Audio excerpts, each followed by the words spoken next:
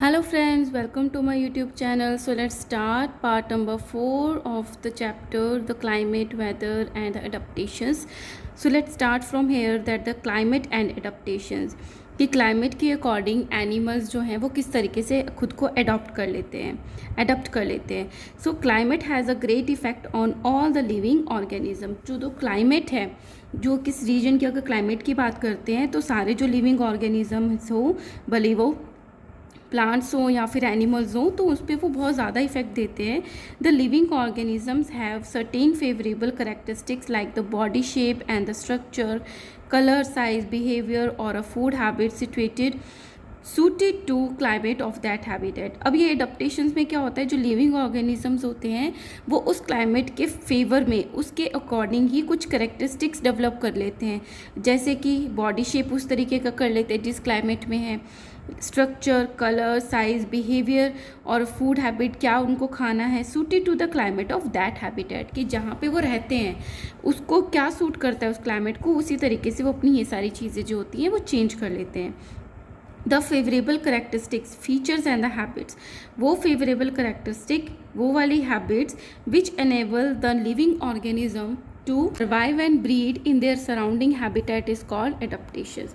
तो इसको क्या बोलते हैं, एडप्टेशन, ताकि वो अच्छे से रह पाएँ और खुद को ब्रीड कर पाएँ, मतलब कि अपनी जो नंबर्स हैं उनको इंक्रीज कर पाएँ, उसको बोल देते हैं adaptations. For example, plants and animals living in very cold और the hot climate must possess certain adaptations to protect themselves against the extreme cold और hot climate condition। अब इसका एग्जाम्पल क्या है, कुछ प्लांट्स और एनिमल्स जो हैं, या अगर वो बहुत ज़्यादा कोई ठंडे एरिया में रहते हैं या फिर बहुत ज़्यादा गर्म एरिया में रहते हैं, तो अपने आप को कुछ इस तरीके से अडप्ट कर लेते हैं कि वो अपने आप को प्रोटेक्ट कर सकते हैं इन सारे एक्सट्रीम क्लाइमेट कंडीशंस में। लेट्स से कि बहुत ज़्यादा ठंड है या फिर बहुत ज़्यादा गर्म एरिया है, तो उस तरीके से खुद को अडप्ट कर लेते हैं ताकि सर्वाइव कर पाए।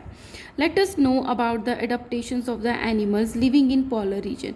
तो अब हम देखेंगे कि एनिमल्स किस तरीके से खुद को अडप्ट कर लेते हैं जो कि पोलर रीजन्स में रहते हैं। पोलर रीजन्स क्या होते हैं, जैसे अर्थ है उसको ऊपर और नीचे, north pole and south pole, it means बहुत ज़्यादा ठंड में जहाँ रहते हैं एनिमल्स।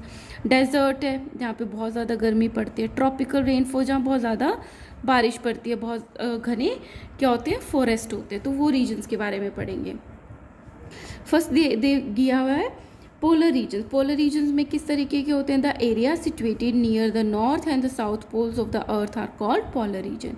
सो अर्थ के नॉर्थ एंड पोल रीजन पे जो एरिया होता है, जो भी उनको क्या बोल देते हैं, पोलर रीजन्स बोल देते हैं। So polar regions have an extreme cold climate. तो ये जो पोलर रीजन्स होते हैं, अर्थ के जो एरियाज होते हैं, ये सबसे ज़्यादा ठंडे होते हैं और बहुत ज़्यादा ठंडे होते हैं।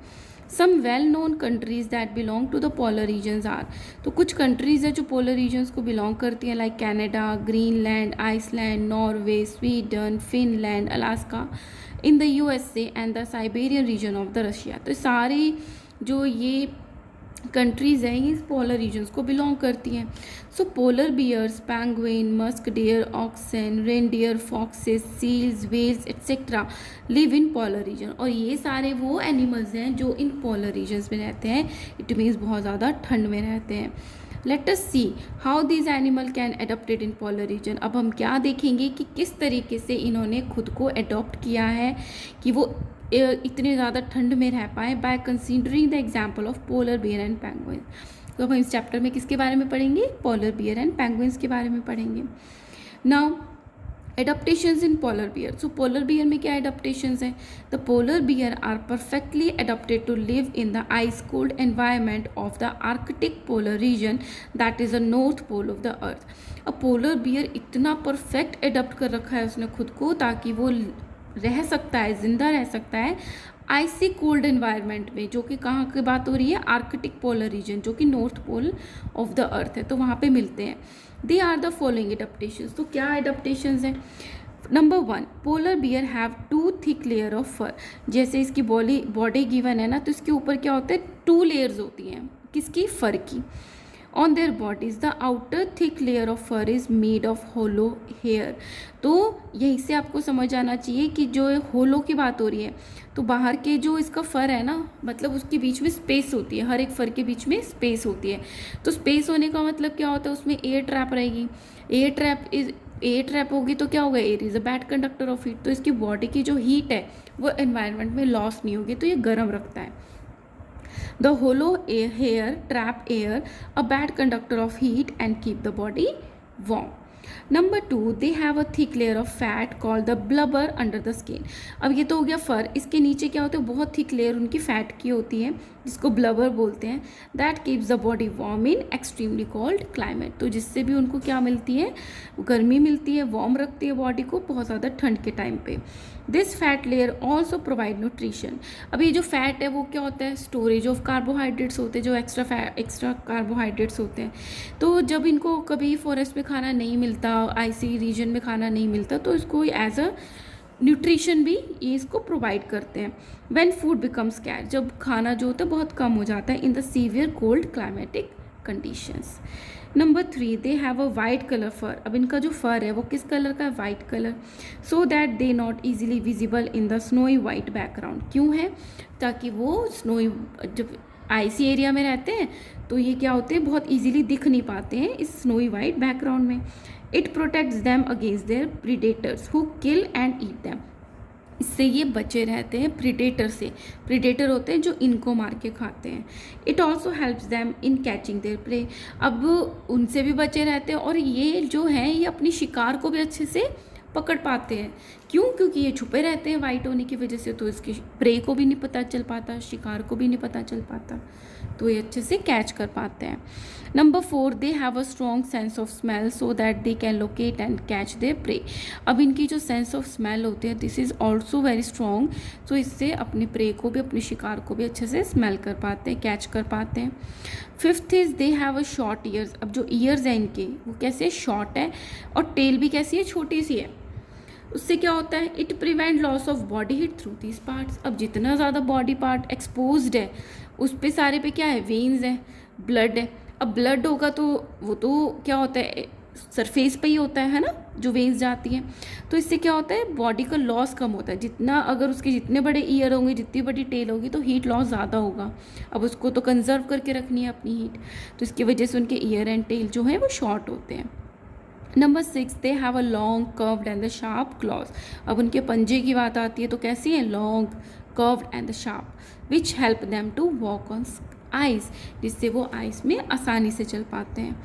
7th is physical activities on the warm days make the polar beer feel hot. तो जो वार्म डेज होते हैं उस पर फिजिकल एक्टिविटी करने से जो पोलर बियर को गर्मी लगती है। So they cool themselves by swimming in the icy sea, इसलिए वो आईसी सी में, जब वो थोड़ी पिघल रही होती है बर्फ़, तो सी कैसी होगी, आईसी, ठंडी होती है। They have to move slowly and rest often to avoid getting overheated. तो स्विमिंग तो कर लेते हैं और क्या करते हैं कि धीरे धीरे चलेंगे और रेस्ट करते रहते हैं ताकि वो ज़्यादा गर्म ना हो पाए जब गर्मी का टाइम आता है। 8th is their paws are wide and large. जो उनके पंजे हैं वो कैसे हैं, चौड़े हैं, बड़े हैं, which help them not only in the swimming well but also in walking with ease on the snow. तो बड़े होने की वजह से उसको स्विमिंग में तो हेल्प करते ही हैं, और क्या करते हैं, जिससे वो आइस पे हैं, स्नो पे हैं, इजीली वॉक भी कर पाते हैं। 9th is they are excellent swimmers. ये बहुत अच्छे स्विमर्स होते हैं। While swimming under water they close their nostrils. और जब वो स्विमिंग कर रहे होते हैं पानी के नीचे तो अपने नॉस्ट्रिल्स को बंद कर लेते हैं and remain under water for long durations, और पानी के नीचे बहुत लंबे टाइम तक रह सकते हैं। ठीक है, so this is about the polar bears. It is, चलो इसको छोड़ देते हैं, अब पढ़ते हैं adaptations in the penguins. So इसमें क्या गिवन है, पेंगुइन्स आर फ्लाइटलेस बर्ड्स। है तो penguins birds but they are flightless, उड़ते नहीं हैं। They live in the Antarctic region. अभी कहाँ रहते हैं, एंटार्कटिक। ये क्या था, Arctic, north pole.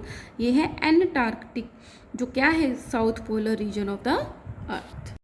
Penguins do not have predators in the icy remote regions where they live. जो जहाँ पे पेंगुइन्स होते हैं वहाँ पे प्रीडेटर्स नहीं होते, मतलब उनको मारने वाले नहीं होते हैं। सो दे ईट फिश, उनको तो मारने वाला कोई भी नहीं है, बट ये जो है ये फ़िश को खाते हैं। So they have become very good swimmer. तो फ़िश को लेने के लिए तो क्या हो गया, बहुत अच्छे स्विमर्स होते हैं। अब इनको मारने वाला कोई नहीं है तो इनको भागना नहीं होता, इसलिए इनके जो फैदर्स हैं, इनके जो पंख हैं वो उड़ने में इनको ज़रूरत ही नहीं पड़ी, तो ये धीरे धीरे क्या हुए, ख़त्म हो गए। तो ये यूज़ नहीं कर पाते, फ्लाई नहीं कर पाते। Since they need not to fly to look for food, इसलिए उनको फ्लाई भी नहीं करना होता है खाने के लिए, जस्ट उनको स्विमिंग करके फिशेस खानी होती हैं। So they have lost their ability to fly, इसलिए उनकी एबिलिटी ही ख़त्म हो गई फ्लाई करने की। Penguins can live in the extremely cold climate of the polar region due to the following adaptations. अब जो पेंगुइन है वो क्यों पोलर रीजन्स में रह सकता है, तो उनके एडाप्टेशंस के बारे में पढ़ते हैं। Number 1, they are white in colour, white in colour होते हैं with black colour feathers on their back, आगे से तो वाइट होते हैं और पीछे से कैसे होते हैं, बैक की तरफ से ब्लैक कलर होते हैं। The white colour merges with the white surrounding of the ice and snow, तो वाइट कलर से तो अच्छे से मर्ज हो जाते हैं स्नो में। The black colour feathers on the penguin back absorb heat from the sun, अब जो बैक पे ब्लैक कलर है, आपको पता है कि जो डार्क कलर्स होते हैं वो हीट के गुड एब्जॉर्बर्स होते हैं, है ना। तो ब्लैक कलर क्या करता है, हीट को एब्जॉर्ब करता है सन की and keep them warm during the day. Second is they have thick skin, अब इनकी स्किन भी थिक होती है, and a layer of fat, तो अब आपको पता चल गया होगा, called the blubber below the skin which keeps them warm in extreme cold climate. अब इनके नीचे भी मोटी फैट की लेयर होती है जिससे ये क्या रहते हैं, हॉट रहते हैं, वार्म रहते हैं ठंड के टाइम पे। Third is they huddle together in groups, और ये चलते भी कैसे, ऐसे ग्रुप में झुंड में रहते हैं, to keep themselves warm, ताकि गर्मी रहे।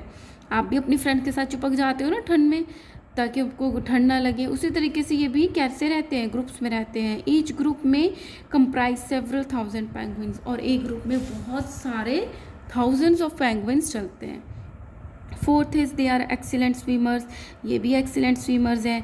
दे have streamline body, streamline body होती है जो आगे से इस तरीके से शार्प होती है, जैसे बड़ी बड़ी शिप्स होती हैं तो वो आगे से ऐसे शार्प होती है ताकि स्विमिंग अच्छे से कर पाए, पानी को काट पाए। इसी तरीके से इनकी जो बॉडी होती है इसकी कैसी होती है, स्ट्रीम लाइंड होती है बॉडी, फ्लिपर लाइक विंग्स होते हैं, फ्लिप कर पाए, and the webbed feet which help them to swim. Okay, now come to the migration. So birds migrate to the warmer regions when winter sets in. तो कुछ जो birds हैं वो क्या करते हैं, ठंड से थोड़े से जो गर्म एरियाज़ हैं वहाँ पे फ्लाई करके आ जाते हैं, माइग्रेट करके आ जाते हैं। They come back after the winter is over, और जहाँ से आए हैं जब वहाँ पे ठंड कम हो जाती है अगेन फ्लाई करके वहाँ चले जाते हैं। दिस इज़ कॉल्ड माइग्रेशन, इसको क्या बोलते हैं, migration. One of the most common migratory bird which comes to India every year for a few months is the Siberian crane.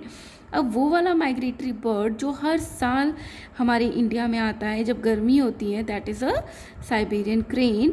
The normal habitat of the Siberian, अब ये कहाँ से आते हैं, कहाँ रहते हैं, ये साइबेरिया में रहते हैं, तो और जो इंडिया में आते हैं हम उसको बोल देते हैं Siberian crane, which is very cold place. तो यहाँ पे ठंड होती है, इंडिया में गर्मी होती है, तो वहाँ से फ्लाई करके आ जाते हैं।